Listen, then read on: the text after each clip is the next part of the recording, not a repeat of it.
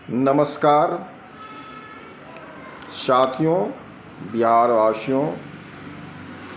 मैं बिहार के मुख्यमंत्री एवं भूमि सुधार एवं राजस्व मंत्री विजय कुमार सिन्हा का ध्यान इस ओर आकृष्ट करना चाहता हूं कि बहुत दिनों से भूमि जानकारी पोर्टल पर डॉक्यूमेंट अपलोड नहीं किए जा रहे हैं, जिसके कारण से जानकारी लेने में और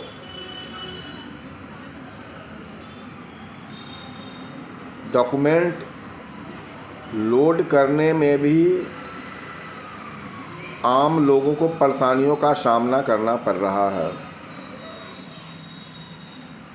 आखिर क्या कारण है कि लंबे समय से यह काम छोड़ दिया गया है, इस पर ध्यान नहीं दिया जा रहा है। इस गलती का खामियाजा क्रेता और विक्रेता दोनों को भुगतना पड़ रहा है और पड़ सकता है। आज अतिक्रमण का दौर चल रहा है। कल कोई गलती हो जाए क्रेता से, क्योंकि जमाबंदी में बहुत सारी कमियां हैं, त्रुटियां हैं। आज भी बहुत सारी जमाबंदी में ज़मीन दिखाई दे रहा है, पर वह ज़मीन बिक चुका हुआ है। ऐसे जमाबंदी को तो सुधार करने की ज़रूरत है ही, साथ ही पोर्टल पर, भूमि जानकारी पोर्टल पर अगर ज़मीन खरीद बिक्री का विवरण दिया गया हुआ रहता है, तो उससे लोग मिलान करके अपना भला नुकसान देख लेते थे या देख सकता है।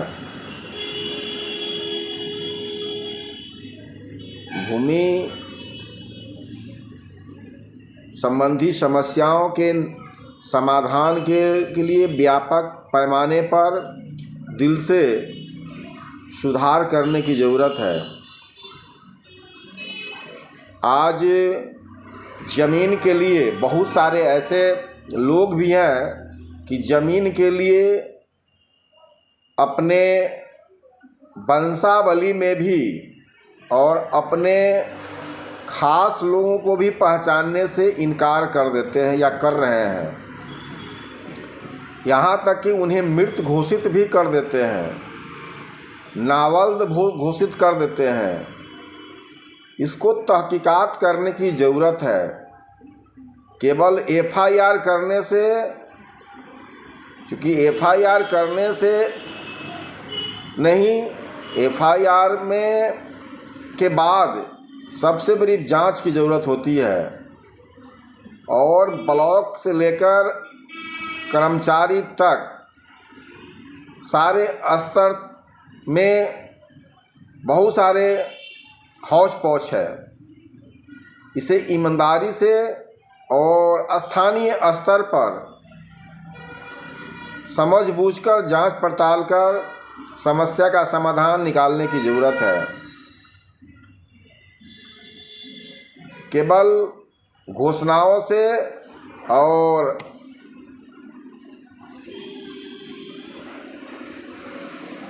उलूल जुलूल बयानों से ज़मीन संबंधी समस्या का समाधान नहीं निकल सकता है। कुछ लोग जानबूझकर अपने कमज़ोर पटीदार को परेशान भी करने का काम करते हैं और उनसे जबरन ज़मीन छीनने का भी काम किया जाता है। तो इन सभी चीज़ों को बड़ी बारीकी से अध्ययन और समझने की ज़रूरत है, तभी ज़मीन की समस्याओं का सही समाधान निकल पाएगा। हमारी बात अगर माननीय मंत्री विजय कुमार सिन्हा जी जो भरसक प्रयास कर रहे हैं कि ज़मीन को लेकर कोई विवाद ना हो, खून खराबा नहीं हो। एक पहलू ये भी है कि लोग एक अफवाह उड़ाते रहते हैं कि ज़मीन पर कब्जा जिसका होगा ज़मीन उसी का होगा। ये तो हुआ जिसकी लाठी उसकी भैंस।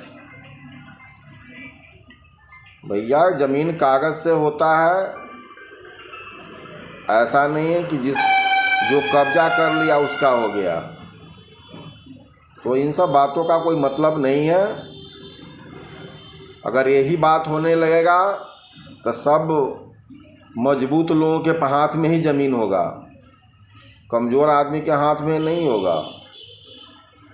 वो कानून ही है जो हमारे संपत्ति के अधिकार की रक्षा करता है, हमें मजबूत और दबंग लोगों से बचाता है।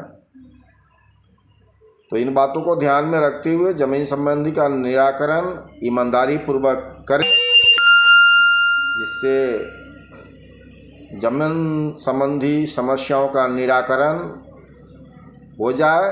कर्मचारी अधिकारी भी ईमानदारी पूर्वक काम करें तो निश्चित रूप से इसका परिणाम अच्छा होगा। मंत्री जी को सहयोग करें। मंत्री जी कोई अपने लिए नहीं, बिहार की जनता के लिए प्रयास कर रहे हैं, और ईगो पालकर कोई काम ठीक नहीं होता है। ईगो को आप घर में छोड़ाइए और जनता के सुख दुख में हाथ बटाइए। केवल पैसे कमाने का जो होड़ है उसे बंद होना चाहिए। बहुत लोग कहते हैं कि सीईओ के पास बहुत काम है। कुछ काम सरकार अगर चाहे हमारे जैसे लोगों का सेवा लेना, मैं मुफ्त में सेवा देने के लिए तैयार हूँ। अब पूरे बिहार का काम मैं बैठे बैठे कर सकता हूँ,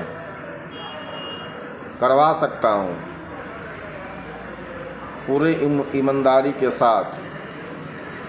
इन लोगों के पास तो न कागज़ का ज्ञान है, न वास्तविकता का ज्ञान है। ये तो पढ़ लिख लिए हैं, ठीक है, नौकरी मिल गया है, लेकिन धरातल पर वस्तु स्थिति का ज्ञान नहीं है, तो क्या ये फैसला देंगे? बनी बनाई जो व्यवस्था है उसका लाभ इनको मिल रहा है और नोट छाप रहे हैं। नोट छापने की मशीन को ही इन्होंने ईजाद कर लिया है, समस्या पैदा करके। माननीय मंत्री जी, हमसे आप सहयोग ले सकते हैं। बिहार के किसी भी ज़मीन का नक्शा का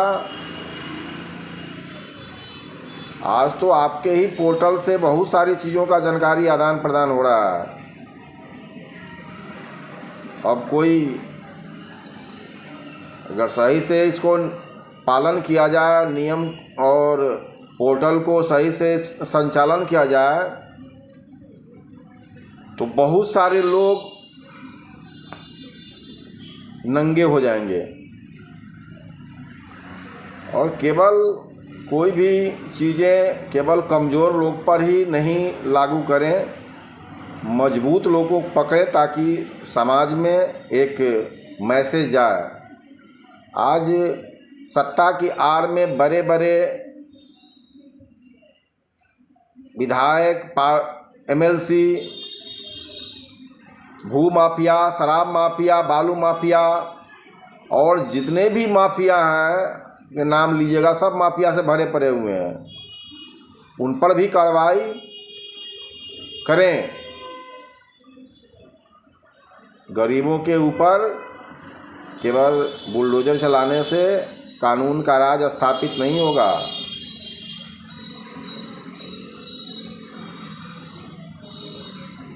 तो जनहित में कोई भी कार्य जनहित में होने चाहिए, बिहार हित में होने चाहिए।